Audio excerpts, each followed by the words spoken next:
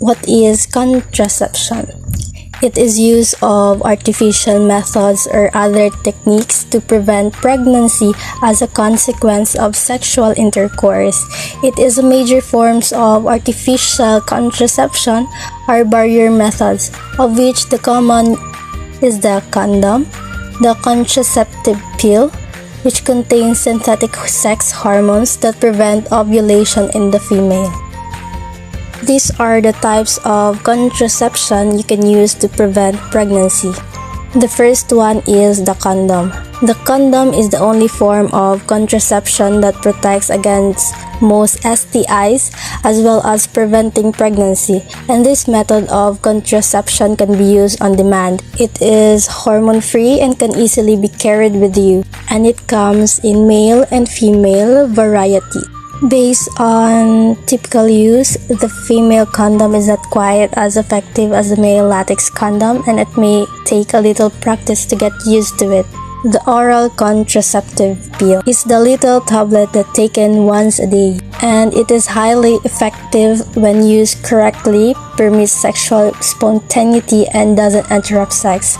Some pills may even reduce heavy and painful periods and or may have a positive effect on acne. Intrauterine device or IUD.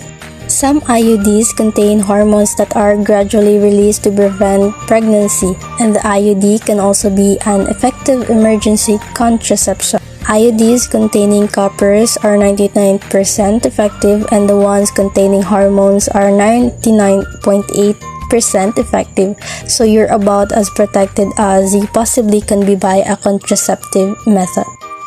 The contraceptive implant.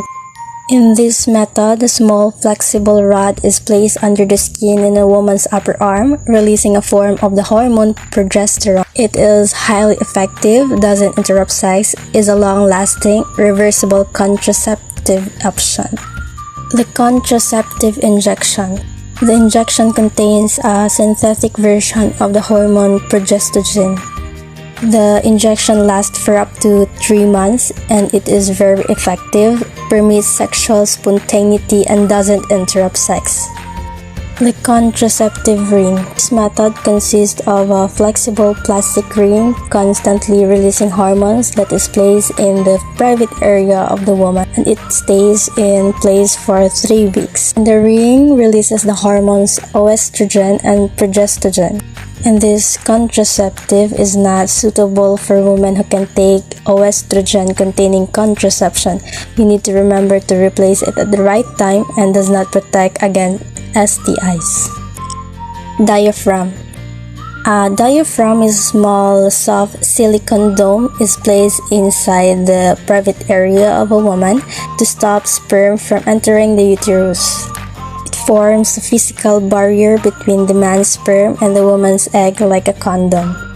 And it can use the same diaphragm more than once, and it can last up to 2 years.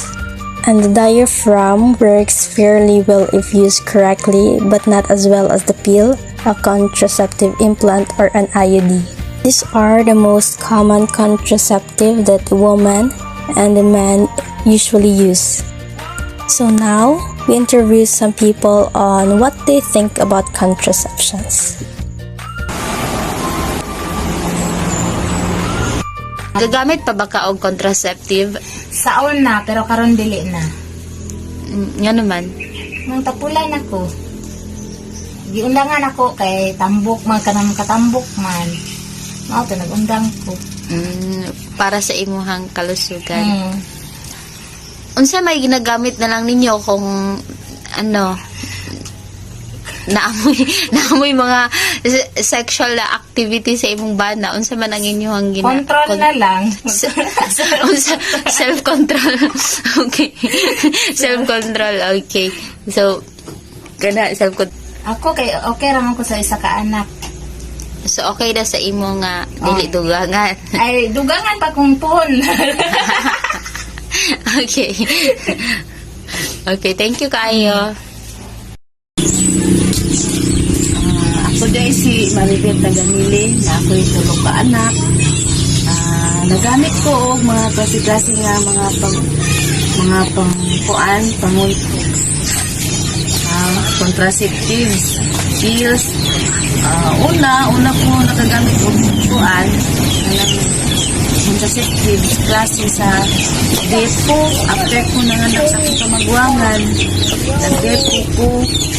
Human, kuan lang ko, stop ko after nga 3 months siya. Pills na po ko. Then, anak ko sa akong ikaduha. Kuan. Pills lang yapon ko. Naandang ko. Biyudamang ko.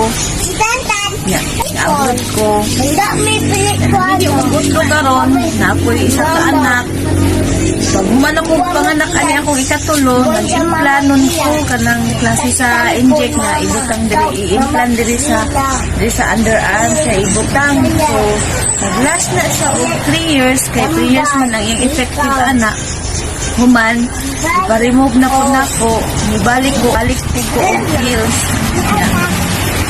Undang na po ko, edad sa akong kamanguran ron sa akong ikatulo, 4. So, nag-undang lang po ko atong buwan sa September ning tuiga. Man, wala lang ko i-kuan ron. Nag-alway na lang method of planning. Try na mo sumpan na mag-calendar. Written. I'm Leia Aligarbes from Davao City, and I'm here to interview you. So, how's your day? I'm fine, thank you for asking. Oh, good. So, can you please introduce yourself to the viewers?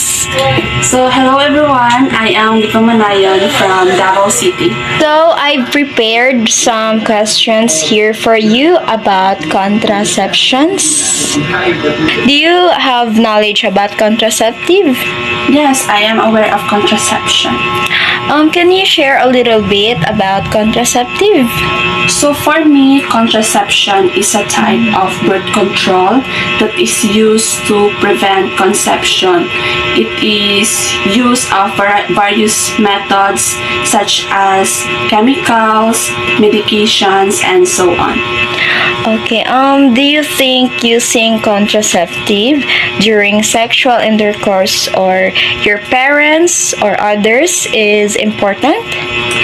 For me, yes, in my opinion, if you and your spouse are not expecting or are not yet ready to have a child, I think it is more vital to utilize it to lessen the need for dangerous abortions. Okay, what can you say about teenage pregnancy? One of the most serious issues in our community today is teenage pregnancy. I'm not opposed to it, but I don't approve or tolerate anyone being pregnant, especially teenagers. In my opinion, students need direction and counseling in our schools to be What can reinstated. you say about teenage pregnancy? Teenage pregnancy is the one of the recent news in our society nowadays. Engaging toxic relationship without of the guidance of parents that are probably happen. Okay, so can they use a contraceptive at their young age?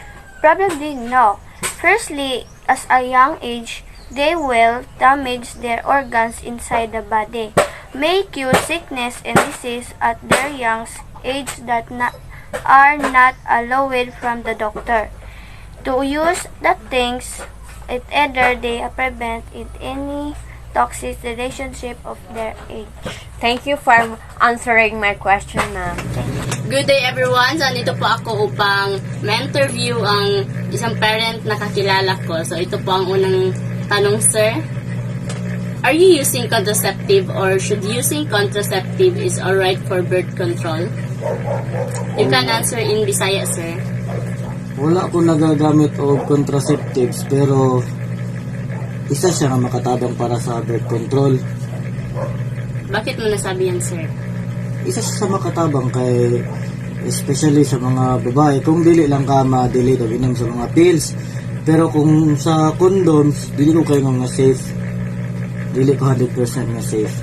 Okay, sir. So, ito po ang pangalawang tanong, sir. What contraceptive you are using or taking, then why? wala ko nagagamit ng contraceptives. Kay, wala lang. Ever since, hindi ko nakatry gamit. Thank you for your honestly opinion. So this is my third question. Would you consider contraceptive can help with birth control or family planning? Siyempre, kuan siya, manang consider na ko siya nga makatabal siya para sa family planning. Pero, sa kong giingon pa, dili gid siya safe.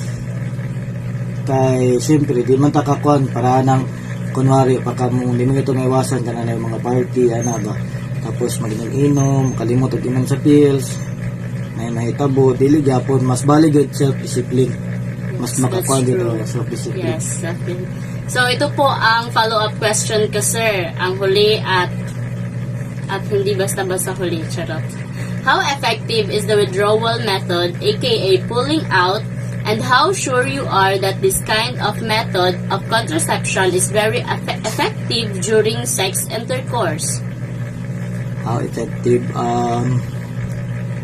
Para sa ko lalaki, dili siya effective. Kahit kami mga lalaki pag mag-ihi, pag mangihi mi naagi na yung magawas. Ambot lang, dili ko sure, based na po na sa akong na-eskwelahan sa una, high school or college, na may subject na yung ana. So, ang gingon sa mga teacher,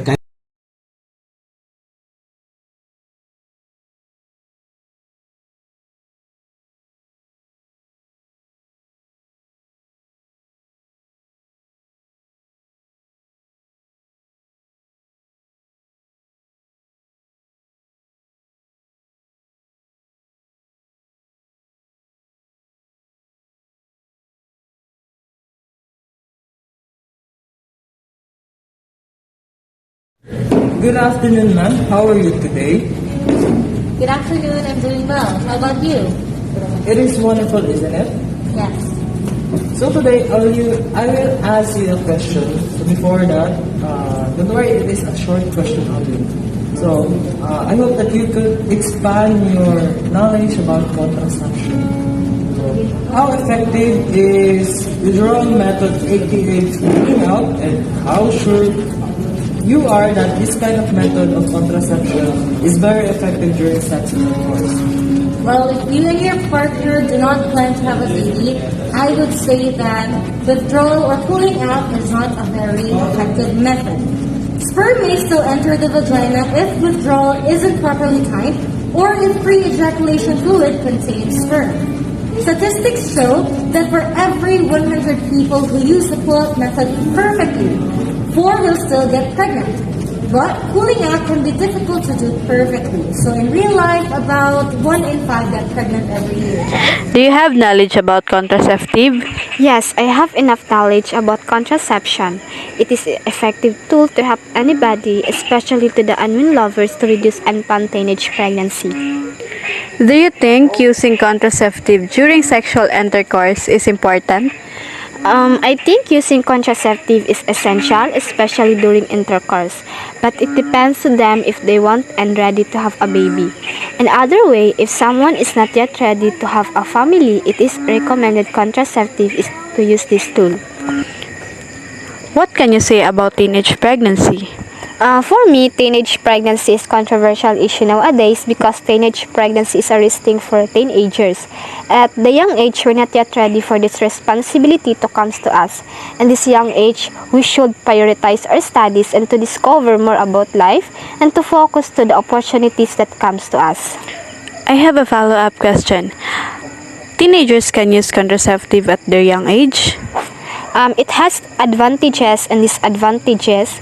We should not normalize this use contraception at the young age and feel comfortable in using this because not all methods are safe so that it has possibility to get pregnant. For those couples who don't want to have a baby, I think contraception should be made openly available to everyone so that pregnancy can be prevented to put an end to the suffering of all women who are not yet ready, to give women the power to save their lives, to save their children's lives, and to give their families the best possible.